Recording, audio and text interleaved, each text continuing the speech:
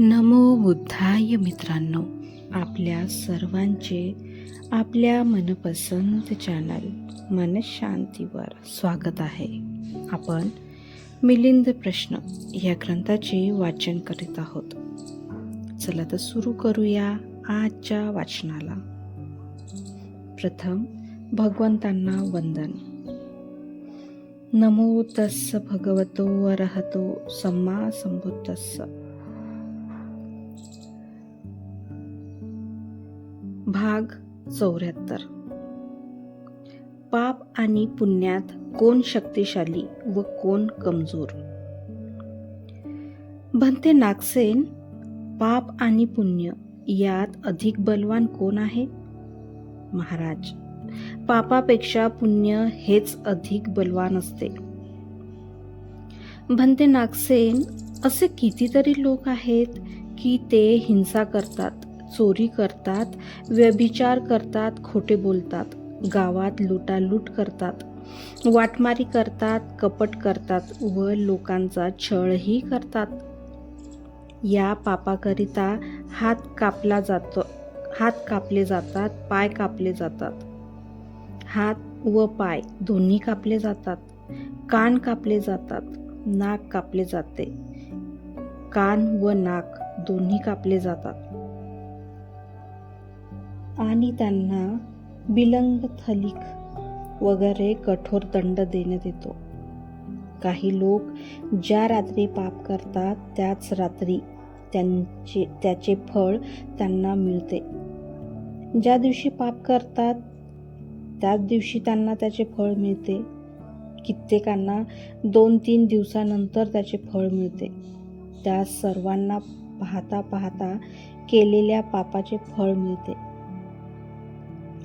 भंते नागसेन, याप्रमाणेच एखाद्याने परिष्कारासोबतच 1, 2, 3, 4, 5, 10, 100, 1000 किंवा लाखाचे दान भिक्षू लोकांना केले असता पाहता पाहता याच जन्मी त्याला धनसंपत्ती किंवा सुखाचा लाभ झाला आहे असा कोणी आहे का? किंवा शील पालन करीत असल्यामुळे किंवा उपोषित व्रताचे पालन करीत असल्यामुळे त्यास याच जन्मी पाहता पाहता धनसंपत्ती किंवा यश व सुखाचा लाभ झाला आहे असे कोणी आहे का? होय महाराज. दान देऊन, शील पालन करून व उपोषित व्रत ठेवून याच जन्मी पाहता पाहता देवलोकी सुद्धा प्रतिष्ठा मिळविली असे 4 लोक आहेत. भंते, ते कोण? महाराज, 1. राजा मंधाता, 2. राजा निमी, 3. राजा साधिन आणि 4. गुत्तील गंधर्व. भंते, ही तर आमच्या पूर्वी हजारो पिढ्यांची गोष्ट आपण सांगत आहात. त्यांना तुम्हीही पाहिले नाही आणि मी सुद्धा पाहिले नाही. प्रत्यक्ष भगवान बुद्धांच्या काळातील असे एखादे उदाहरण आपण सांगू शकाल का? महाराज, या युगात पुष्पक नावाचा दास स्थविर सारीपुत्तांना भोजनदान दिल्या कारणाने त्याच दिवशी मोठा शेठ बनला होता. तो आजपर्यंत पुष्पक शेठ या नावानेच प्रसिद्ध आहे. महाराणी गोपाल माता सुकेशनी, तिने आपल्या डोक्याचे केश विकून आलेल्या कारशापणाने महाकात्यायन आणि त्यांच्या 7 सहचारी भिक्षूंना दान दिल्या कारणाने ती चंद्रप्रद्योत राजाची महाराणी बनली. सुप्रिया नावाची उपासिका हिने एका आजारी भिक्षूला आपल्या जांघेच्या मांसाचे इच्छित भोजन दिल्यामुळे तात्काळ तिची जखम तर भरून निघालीच, परंतु ती निरोगीही बनली. मल्लिका देवी हिने भगवान बुद्धांना श्रद्धापूर्वक शिळेताक दिल्या कारणाने त्याच दिवशी ती कोसल राजाची पट्टराणी बनली.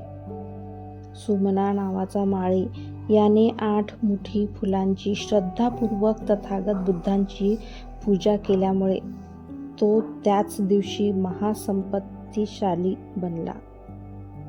महाराज, हे सर्व पाहताच याच जन्मात व तात्काळ पुण्य कार्य केल्या कारणाने भोग, यश व ऐश्वर्यशाली बनले.